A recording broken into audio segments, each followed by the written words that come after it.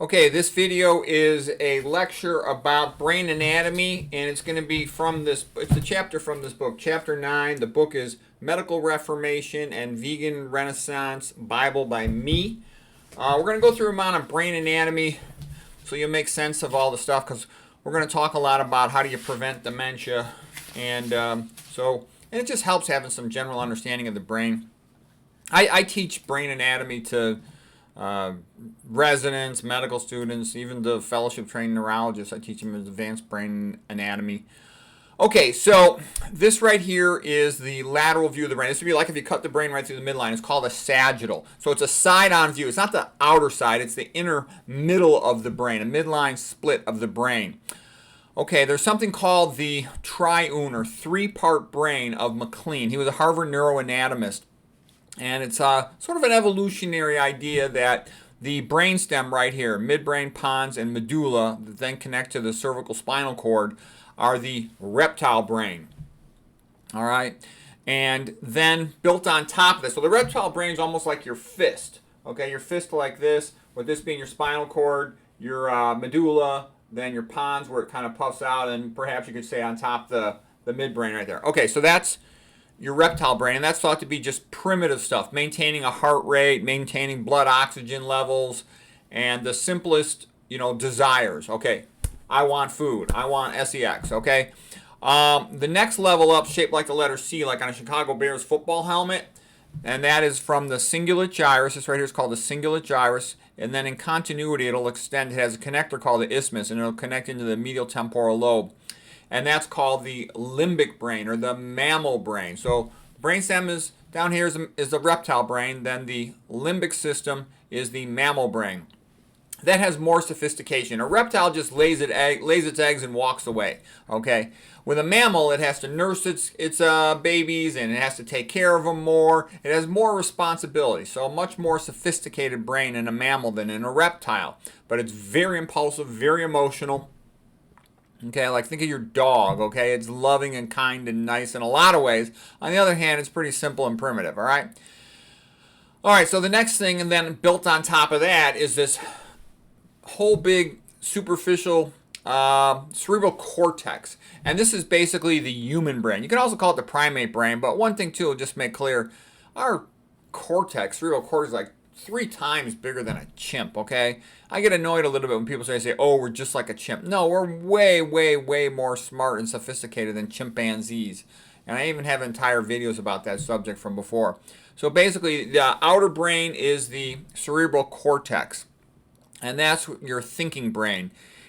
Especially the anterior. The more anterior you go in the brain, the more you have sophisticated thinking, abstract thinking, delayed gratification, the unique personality of the individual. Okay, but the whole point of this was the vertical construction of the brain. So primitive, reptile, basic needs, then mammalian, limbic system brain of knowing enough to raise a family, and then on top of that, all of that human cerebral cortex for much, much, much more advanced thinking. We're the only animal that that can count to 10 and can read and all this other advanced, sophisticated stuff. Okay, now we didn't mention the cerebellum. The cerebellum is located, this lower part of the brain, the brainstem and the cerebellum are located below what's called the tentorium. Tentorium is like a fascial sheet that separates the supratentorial brain from the infratentorial brain. The cerebellum, despite being relatively small in size, contains about 70% of the neurons in the brain, and a lot of those are short interneurons for like doing delicate tasks like writing with a pen. Okay, that requires very precise coordination. So short interneurons, they're a bunch of little feedback loops to precisely coordinate one's movement. The ability to move our hands in a dexterous fashion enables us to do all kinds of things, which enables us to get smarter and to learn more on why we're so much smarter than a chimp. Chimp's really strong. They're like 3 times as strong as us for climbing through the trees, but they're quite stupid in their reasoning levels, and they're not as coordinated as we are for doing things like I just showed you with writing our name with a pen. Okay, then that also brings us something called Moravec's paradox. Moravec's paradox is the idea that the hard problem is easy and the easy problem is difficult. So what that means is scientists back in the 1950s with artificial intelligence, programmer robots, or computers could make a computer do calculus back in the 1950s, but even to this day, they can't really make them move quite like the way a human does. They're certainly getting better at that. But what I'm trying to say is it takes tons more computational resources to move in coordinated fashion than it does to do a calculus or another math problem. All right. Okay, so then the next thing too comes up is, why do humans have brains? Why do animals have brains? You know, Voltaire had asked this question back in the 1700s. So the reason why we have a brain is because we move. Animals have brains because we move. As soon as you move, you have to make a value judgment. I will go towards that over there, the food, the fruit tree. I will avoid that over there. Looks like trouble, a bunch of coyotes. You then have to navigate to your destination. You have to avoid obstacles on your path. You have to have a memory to remember how to get back where you came from. And of course, you have to have the ability to decide, yes, going towards water would be useful to me. You know, walking to the edge of that cliff would not be so useful. So you have to have that decision making. Okay, so we need to have a brain because we move, but all animals have brains, even the stupid little like worms and simple animals like that. So a smart animal like us, why do we have such a big brain? What is the purpose of the human brain? Why is it that we can live on all kinds of different environments? Okay, here's the reason. The purpose of a human brain is so you can walk down a path in a forest, a jungle, or a prairie and survive. Okay, that's what it's about. So your brain is based on reality. There's no BS with the brain. I love the brain. It's the most interesting thing, I think, in the whole world. Okay, it's really interesting. Okay, and what it can do. Okay, so we're going to talk a little more about that. So we went through the vertical organization of the brain. Just remember that as MacLean's three-part brain: reptile, mammal, human. All right. Now we're going to talk about the brain from front to back. Okay, all the way in the back of the brain is considered to be purely sensory. This is the occipital lobe. The occipital lobe is for vision. Also, by the way, for looking at a brain, let's see here if I can give it to you this way. It's like a fist. The thumb right here is the temporal lobe. That's especially for hearing. Auditory cortex is back in here. Okay, then we have the frontal lobe. We talked about that. That's for thinking, making decisions, and also the precentral gyrus is for motor. Okay, then right behind this big midline crease right here is the parietal lobe. And the parietal lobe is for touch sense, you know, sensory position sense, vibration sense, but especially think of it as being for touch. Okay, and it's also, well, that's all you need to know about it for now. And then way in the back is the occipital lobe. And then right where all these lobes come together, so right about here, that's a multimodal association cortex that can take information from the temporal lobe, like auditory, from the parietal lobe, like touch, vibration sense, kinesthetic sense, position sense, proprioception, and the occipital lobe, vision sense, and integrate all three of them. And then once it's done that, it sort of sends a message to the temporal lobe, you know, inferior, like the facial recognition gyrus. What am I looking at? Who is this? And then it sends information in the frontal lobe. Okay, here's the information. Okay, boss, what do we do? All right, so that's pretty much how the brain works. And so basically, the more posterior you are, the more purely sensory you are. And of course, you got the visual sense, and more resources are devoted to vision than any other senses. It's really important. Your position sense, and then your auditory cortex, your hearing sense, that gets integrated and then sent to the frontal lobe. Then the frontal lobe makes value judgments. This is good. The fruit tree is good. I am hungry. I will walk to the fruit tree. Okay? And the front tree also delays gratification in the sense that it'll say things like, okay, right now, I'd love to go play sports with my friends, but I have to eat and I have to obtain food for my family or my girlfriend or something, so I'm going to go climb the fruit tree and pick fruits, even though I really want to go with the guys and play sports or something, go to sports practice. So that ability to delay gratification, to recognize the long-term consequences for one's decisions, are all things that are quite human. They're a more advanced level of thinking. Okay, so that's the brain from front to back.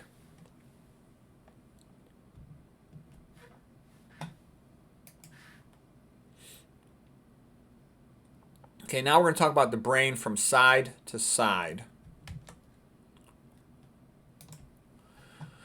Okay, the brain from side to side, we'll talk a little bit about the right brain and the left brain. Okay, the right brain, so the way you think of a brain is, imagine you walk into a room and the patient's feet are facing toward you. So this would be the patient's right brain and the left brain. Imagine again like their feet are facing towards you. Okay, so the left brain is what you think of for language. You can remember L for language, L for left side, and it's a type of language that's relatively simple. You know, can you please pass the salt? Yes, thank you. That's like left brain language. The right side of the brain has been called the artistic brain. It's more creative, it's more free flowing, it's more holistic. And it's also involved in language, but it's more like a sophisticated level of language, like understanding jokes, understanding metaphors, like singing. There's some people who will have a stroke, which limits their ability to speak, but they can still sing. So the two are complementary, all right? But you'll usually hear the left more strongly associated with language skills. In addition, the left side of the brain tends to be associated with deductive reasoning, almost a predator mentality. I will run at such and such a speed, and I should be able to catch that antelope or whatever animal it is at this speed. Okay, and what I'm saying is, and also men are a little more predatory in a sense, and women are a little bit more like prey, if you will, in some ways. We chase after them, they don't chase after us. We're more attracted to them than they are attracted to us. Okay, but that deductive reasoning is very characteristic of left brain. The left brain tends to be more sure of itself. It's sort of focused on details. And the left brain is what you use in school to take a Scantron test. Okay, the right brain is a little more open-ended, and it's more of a inductive reasoning. It's more of a prey mentality. So there's a great talk. It's an animated talk on YouTube. The person giving the talk is Ian McGilchrist. He's a psychiatrist, I think, from England, and he even wrote like a 500-page book about the difference between the right and the left side of the brain. You don't need 500 pages. What I'm telling you here is more than enough, but you get the point of it. And so the right side of the brain is a little bit more like prey. It's more aware of its surroundings. So there's a picture, he has a really nice picture in this video of a bird, just pecking at little breadcrumbs. And while it's pecking at the breadcrumbs, that's kind of like using the left brain. I'm going to eat this piece and this piece and this piece off the ground. And then the right brain is more of the sense of, well, there's a raccoon coming at me over the fence. There's a hawk over there in that tree. There's a man walking a dog. I have to be aware. If the man walking the dog comes any closer, I'll take flight. If the hawk comes after me, I'll have to fly low through these bushes because it'll have a hard time navigating its big wings in that area. So that type of thinking, that inductive reasoning, is characteristic of the right brain. All right, so that is the big right-sided, left-sided differences. Okay. The left brain is also a little bit more like doing your job that you're pretty familiar with. The right brain is more like creative, painting something or thinking of the words of a poem, the artistic brain. Actually, let me tell you about the networks. I'll go into the networks. I don't know if I got another slide for networks. I forgot if I do it or not. You have such a thing as called networks. In general, the midline right here, like the cingulate gyrus, this is a cingulate gyrus here. That in continuity, it'll curve into this medial temporal gyrus. But this cingulate gyrus right here, the default mode network is associated with, if you have a patient, you tell them to sit on an MRI scanner, close their eyes, and you ask them, so what you thinking about? They're usually going to say they're thinking about relationships, their family and friends, their girlfriend and boyfriend.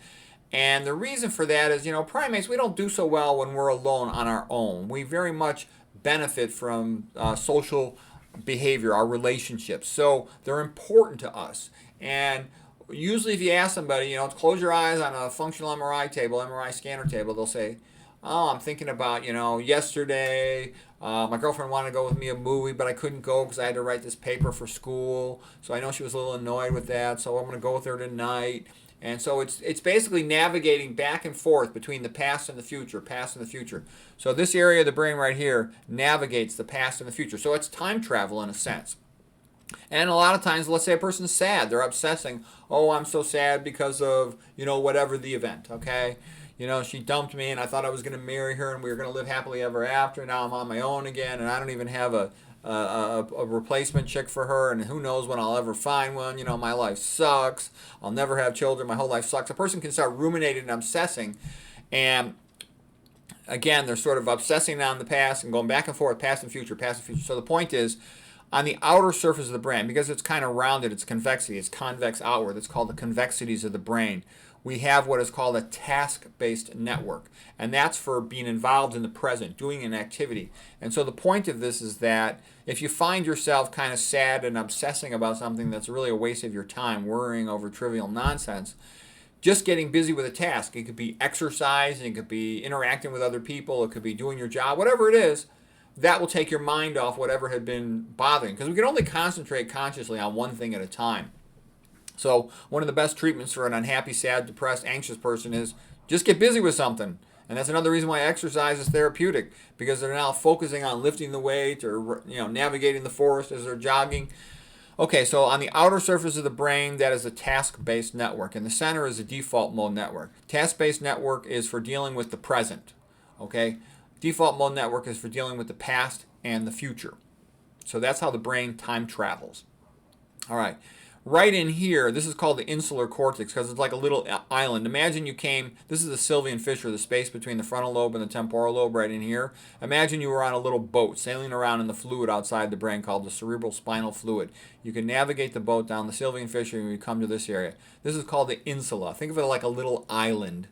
All right, and the relevance is right along this insula is what is called the salience network. Salience means to pay attention to something. So if you were sitting here and let's say the TV was on next to you, you couldn't help every time you see motion taking a look over there. You just would. We're naturally designed to do that. And the reason you can make sense of it is imagine you're in the forest and you see motion. Well, you better look and figure out what that motion is because it could be a predator coming towards you. In the periphery of our eyes, we have a lot of what are called rods that are black and white vision that are very high in their motion sensitivity. So we detect motion pretty well in our peripheral vision, and then we turn our head and we look at it with stereoscopic vision, having both eyes on something, because then we can use the center of our eyes, the center of our retina, our fovea, where there's very concentrated cones for color vision, and you have the highest possible resolution with maximal color appreciation ability, such that you can tell, oh, that's what that is. Oh, it's just my dog running up to me. He's happy to see me. Hi, how you doing, buddy? Okay, that's good. On the other hand, oh crap, it's a predator. I better run, climb a tree, or be ready to defend myself. So that's how the brain works. And so the point is, if you're studying or trying to accomplish something, you want to minimize distractions. No TVs in the room, no other things. Get your phone out of the room, and you can really do some real work, for example. Okay, so what we just talked about there is that's how the brain time travels. Cingulate gyrus is to travel past and future. Task-based network is to be in the present. Salience network, takes us back and forth, so we want to shut down distractions if we're busy. All right. One more thing I will talk about is our memories.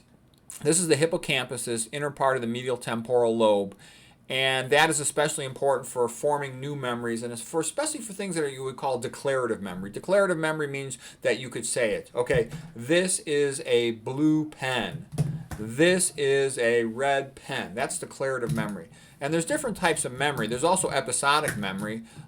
I still can remember when I was in 7th grade and I kissed a girl for the first time, okay? That's for episodic memory. You can remember an episode from your life, okay? And then there's a third type of memory that would be procedural memory, like riding a bike. It's relatively difficult to explain that. It takes more words we feel than it should, but we just get on the bike. We know how to ride the bike. I haven't ridden a bicycle in a couple of years, but I could get on a bike and ride it tomorrow, okay? So that's procedural memory. Another thing about declarative memory, though, and episodic memory that I want to emphasize is how do we learn new stuff? How is it that we take new information, we stick it in our brains, and we know what we just memorized, we know how to retrieve it, we know how to compare it and contrast it with the other things that we know, and that is what is called, how do we do that? We do that by forming comparisons, and the comparisons can be called analogies or metaphors, similes. This is like this. Okay, so what I'm saying is all new information that comes into our brain for forming declarative memories is done by metaphors, analogies, and comparisons. So, it's like you're talking to a kid. Okay, that's a cat because it goes meow and it has 4 legs, see it walking by, but that's a dog because it goes bow wow, okay? So then the kid knows cat meow, dog bow wow, all right? So that's how we take everything. We form it into categories and we make those categories based on comparisons, based on metaphors.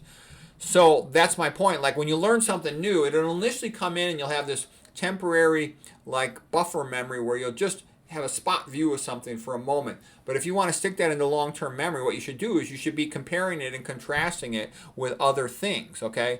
This fruit, it is kind of sweet. This apple, it reminds me of pears. They're also sweet, but the apple is red and the pear is yellow, whatever. All these little comparisons and being aware of the nuanced differences between the two things, that enables you to remember something long term. So a lot of times, like when I study something, let's say I know I have to know this 6 months from now, I'll spend a long time really playing with that material. The more you can, make it logical and compare it to a bunch of other things you know, the more likely it's going to stick into your brain long term. Okay. Oh, by the way, that hippocampus, which I just showed you, let me show it again. The hippocampus is very sensitive to being hypotensive, lack of blood supply, oxygen supply, hypoglycemic. So the most important area of the brain, hippocampus, is also one of the most delicate areas. So you really want to be careful about your brain health. Dementia is so common, not necessarily frank, full-blown dementia, but mild dementia, it's super common. I see it all day long, every day. All these people that are real slow, kind of like cows. All right, now here is this is a transverse section of the brain. We call them axial in MRI and CAT scan because we're describing it as being relative to the spine. The spine is called the axis of the body. Okay, so at this level and of the brain, and I can show you, actually, let me just go back to that picture there and I'll show you where it was on that last picture. This right here is the level of the basal ganglia. These are the deep nuclei where the cell bodies are located in the center of the brain. So this would be the thalamus, hypothalamus. This would be, the globus pallidus. This would be the putamen. And this is the insular cortex. And by the way, the regular cerebral cortex is like a ribbon all around the periphery of the brain. Cortex in Latin means bark, like the bark of a tree. So that's why you have a gray matter cortex around the periphery of it, if this were a tree stump. Okay, this level right here is the basal ganglia level with these deep gray nuclei. Gray is for gray matter. It's the color that cell bodies look on gross anatomy. That means open to our eye, our macroscopic vision. At the level of these ventricles, this is where cerebral spinal fluid is. The brain's bathed in fluid. This level right here is called the periventricular region, or the corona radiata. If you look at it in cut section on gross anatomy, it looks like a crown, the crown of a king, and it radiates out in a circle. So this is the corona radiata. We're going to need to know that. The reason why you want to know these terms, if you're talking about brains, is you have to describe where lesions are, where strokes are. In any given day, I can see 1,000 strokes. Okay, when I see 1,000 strokes, what I mean, most of those are small, silent strokes. I don't see that many big strokes. In the course of a day, I'll see maybe 2, 3 big strokes, but I'll see tons and tons of little silent strokes. All right, then up here above the level of the ventricles, now we're in what's called the centrum semiovale. It'll make more sense in a moment, but those are the 3 levels. Basal ganglia level, corona radiata level, and then higher up is the centrum semiovale level.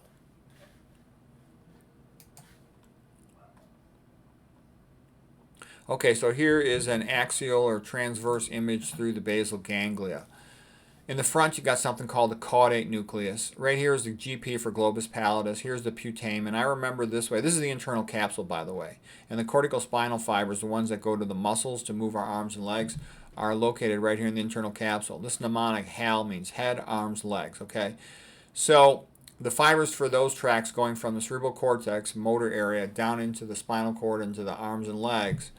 Right next to them is a globus pallidus. This is called the internal capsule. So I remember globus pallidus is pals with the internal capsule. Putamen's on the outside, so I remember to put a man out. He pissed off his girlfriend, pissed off his woman. He's in the doghouse for the night. Okay, so, and the reason why I briefly went through that anatomy is this is something that all medical students have to memorize, all radiology residents have to memorize. This is pretty classic stuff. And here's the thalamus and back. Why would anybody be asked to memorize this? Because this is where tons of strokes happen. Hypertensive strokes happen here all the time. Every single day, I always see at least one hypertensive stroke in this area. Okay.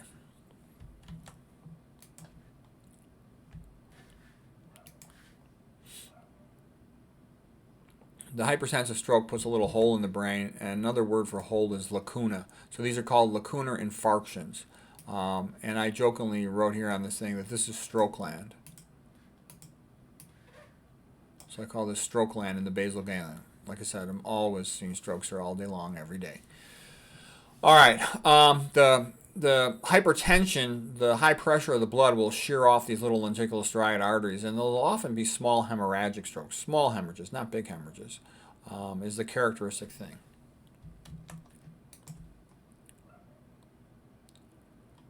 Oh yeah, and don't leave your car running and sit there inhaling this stuff. Okay, that's pretty stupid. I mentioned there, all right.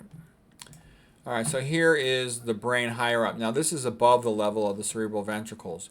And the center of the brain is the deep white matter. White matter in the brain means myelinated fibers. Okay, so this is the center of the brain. And the whole brain above the ventricles is kind of shaped like an oval, so we call it the centrum semi-ovale, semi-oval shaped thing in the center. All right. And again, the reason for caring about the name of these locations is just this is where most disease happens, so you can precisely describe it. Heroin addicts will sometimes get something called a leukoencephalopathy. Leuko means white, like white matter. Encephalopathy just means brain disease. Okay, so they'll destroy their deep white matter. You know, heroin is totally stupid, and the opioids are related to that, and many, many thousands of people are dying every year from side effects of opioids. So my advice is if they offer you opioids for pain medicine, don't take them, okay? Now people will lecture me and say, oh, you shouldn't say that, you know, we need to worry about pain control. You know what?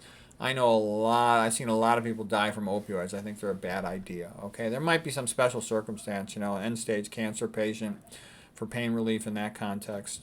But for a regular person with just, you know, some minor pain that's going to heal up in a couple weeks or months, I wouldn't take opioids. Okay, all right, now here's getting into a little more interesting brain anatomy. So this is, again, we talked about the basal ganglia level here at the level of these deep gray nuclei where there's a lot of cell bodies. And then here's the corona radiata at the level of the lateral ventricles. The blue stuff here, cerebral spinal fluid, is located in those lateral ventricles. Here's the centrum semiovale, the higher level here. And then I drew a skull and crossbones right here because this is where you get tons of silent strokes. So down at this level, these little arteries that go into the basal ganglia, this is the internal carotid artery, goes up into the brain. It bifurcates into an anterior cerebral artery we're not going to include on here because it makes things too complicated. But here's the middle cerebral artery.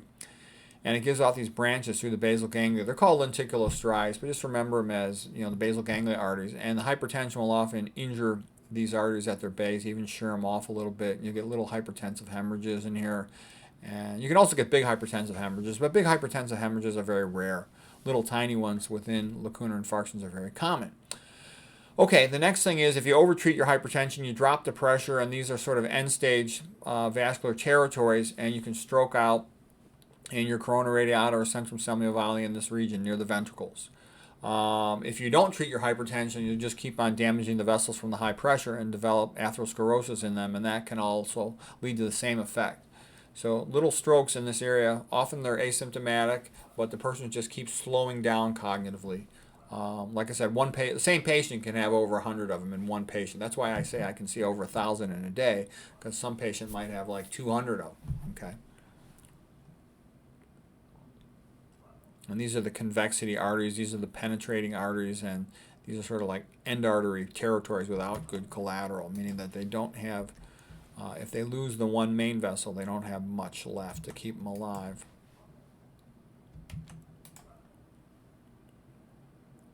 Oh, peri means next to. So periventricular would be next to the ventricle. Okay, this is just a real quick picture of brain anatomy, and this would be the lateral part of the brain, the outer surface, the convexity, if you will. And I just want to show you, like, how do you memorize complex things? When you want to memorize something complex, you should look at it carefully, like get a couple different books, a couple different pictures, and then ask yourself, what's the irreducible minimum from which I could derive all the rest? And on the lateral surface of the brain, it's the anatomy of the Sylvian fissure right here, which looks like a snail. And once you know the snail, you can kind of figure out all the names of this other stuff, which we don't really need to do for our purposes, but I'm just showing you that's an example of how you memorize complex stuff. You figure out what the irreducible minimum is, and then you figure out how to connect that to everything else, and just memorize the irreducible minimum, and you can later on derive the rest. Okay, here is showing the fluid system of the brain. And the yellow stuff is cerebral spinal fluid. The whole brain is bathed in fluid. And the initial thing I first learned is, oh, well, that's like a water helmet in football. It protects the brain with trauma to absorb some of the shock of the blow, such that it's like a shock absorber. Okay, and yeah, it does that, but it has much more important things too. The cerebral spinal fluid is like the sewage system. At night, when we're asleep, our brain neurons pump out their waste products, and they get taken into the cerebral spinal fluid. and then it rinses them away. So it cleans the brain. Some of it's reabsorbed into the arachnoid granulations next to the venous sinuses. So these are the big veins around the brain called venous sinuses. And they're partly involved in reabsorbing waste products that the brain cells excrete at night. The brain cells have to excrete their waste products at night when you're asleep because that's the only time they can go on offline. In the daytime, while you're awake, your brain cells have to be accurate and they have to be with it, so they can't shut themselves off and excrete their waste products because you have to maintain a precise neuronal milieu, extracellular matrix. Okay, I'll show you another picture of how that all works.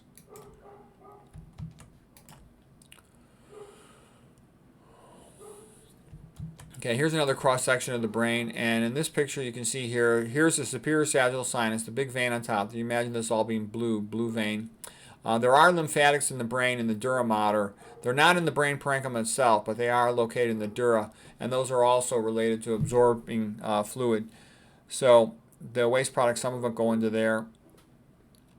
Okay. Dura means hard, mater means mother, and it's basically the outer protective layering around the brain right attached to the skull.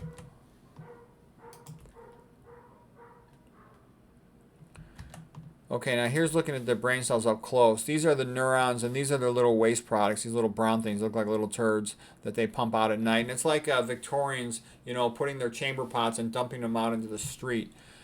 So at night what happens is, again, you can't vary the extracellular matrix in the daytime because the neuronal electrolyte gradients have to be precise. But at night, the neurons can go offline, and the perivascular space of Virchow-Robin around the artery, that's what the space is called, it opens up and more fluid rinses around the artery. And then from the artery, it passes sideways through the brain tissue, the brain parenchyma, and it'll rinse over these neurons and rinse their waste products into the perivascular space around the vein. So this is an A for artery, red. Here's a V for vein, blue. And this happens at night, and these green cells here are glial cells. Glial means like glue and supporting cells. And so the combination of this process is mediated to some extent by these glial cells. The astrocyte foot processes, they'll allow more cerebrospinal fluid to rinse over the brain parenchyma, and that'll rinse away the waste products. So what this means is you just cleaned your brain at night while you were asleep. So when you first wake up in the morning, your brain is totally clean, your neurons are fresh. That's when you are at your intellectual best. So that's another reason why I don't eat breakfast. I want to do my best intellectual work always in the morning. Plus, if I'm going to work, I want to sleep, get a little more sleep. That's another reason to not eat breakfast. I told you before, I think that whole breakfast thing is overrated. It was advertising by the companies that sell breakfast food. Okay. Here's just another point. Yeah, I always do whatever's most complicated for me intellectually. I do that first thing when I wake up. The midbrain, so here's the midbrain on this side view, the sagittal view. Here it is on a transverse section, an axial view. A normal midbrain has what's called substantia nigra. Substantia nigra just means black stuff. Okay, and it'll normally have like a swallowtail. With Parkinson's disease, the swallowtail component will be sort of just blobbed together like coalescent. And you'll sometimes see that, and that can help you diagnose Parkinson's. It's really, in real life, a lot of times there's motion artifact on a susceptibility weighted sequence, so it's not as easy as that diagram would imply. Okay, let's see here. Well, that's all I was going to show you for anatomy. You got the main point. So the main point was just, the brain organization from top to bottom, MacLean's triune brain, three-part brain. From side to side was just the differences between the right and left brain, as well as then the networks. Present, outside, task-based network. Center is past and future default mode network. And then salience is in between the two for where your attention is going. And that if you're obsessing at rest on one thing, just get busy with exercise or something else and you'll feel better. From front to back, and front is the complex abstract thinking human personality, and the back is mostly sensory like vision. And then why do we have a brain? So we can survive. Okay, and right brain is the artistic brain, left brain is like the school brain. So anyways, that's an introduction to the brain. Hope that was helpful.